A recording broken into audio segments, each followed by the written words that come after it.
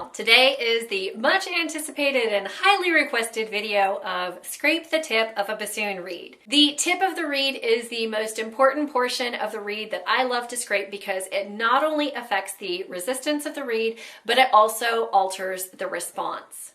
I do this in conjunction with using a tip profiler, but I would also do this even if I didn't have a tip profiler. I did these same 3 steps without a tip profiler before I owned one, and even now when I have a tip profiler after the reed begins to break in, I do these same 3 steps. So let me take you through what I do when I scrape a reed. The first step that I do is the Crescent Moon. The Crescent Moon at its widest at the edge of the reed is 2 millimeters. At its narrowest point at the very tip of the reed, it is at 1 millimeter. What I do is take the knife and I scrape from the left side of the reed all the way around over the edge, going straight on, and then going down to the right side of the reed. So I will scrape from left to right.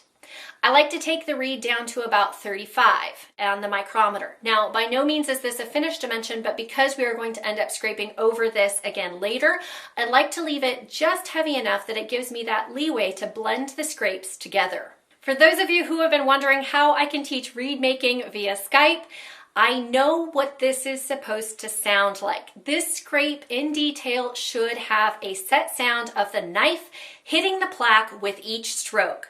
If it's not hitting the plaque each time and creating a small clinking mechanism each time, then it shows me that you're not going all the way over the scrape from the very edge of the Crescent Moon into the plaque, and that there is going to be a ridge, a high point on that cane, which is going to create a level of resistance. So each time you do the scrape, there should be a small chunking noise that happens as the cane is taken off.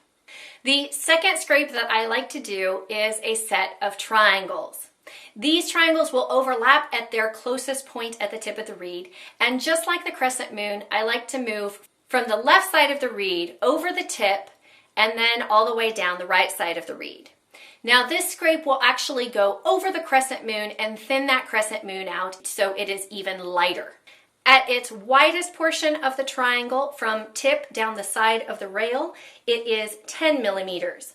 From the angle of the point of the ear all the way down to the center of the triangle is 7 millimeters. The point where the 2 triangles will overlap is 3 millimeters back from the tip of the reed. By scraping at these angles, this is something a tip profiler cannot do, and I find it gives a greater dimension of tone and colors. As one of my very early teachers said to me, when you scrape straight, you take out resistance. When you scrape at an angle, you build in tone and colors. So this is something a tip profiler can't do because a tip profiler will only take cane off straight. This is why I do this in conjunction with a tip profiler.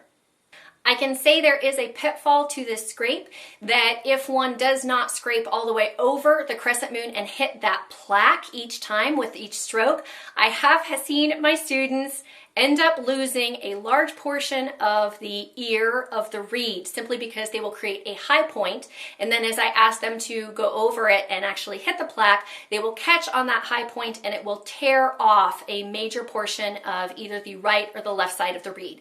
So as you do this, be sure to scrape over that Crescent Moon.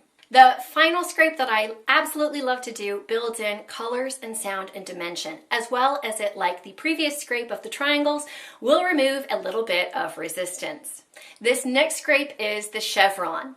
The Chevron is going to run on either side of the heart. The dimensions are going to be from 15 millimeters from the tip on the rails to 10 millimeters. It will then hit a high point in the center of that same 3 millimeter mark that we marked with the triangles. The Chevron is the one scrape that I do that does not overlap in full with both the Crescent Moon and the triangles. It should blend seamlessly from the Chevron into the triangles without a large ledge. Anytime there's a ledge, there will be a resistance in the sound, but this will give a density and warmth and depth to the colors that your reed will offer. In essence, it will darken the sound. These are my top 3 tips for scraping the tip of a bassoon reed.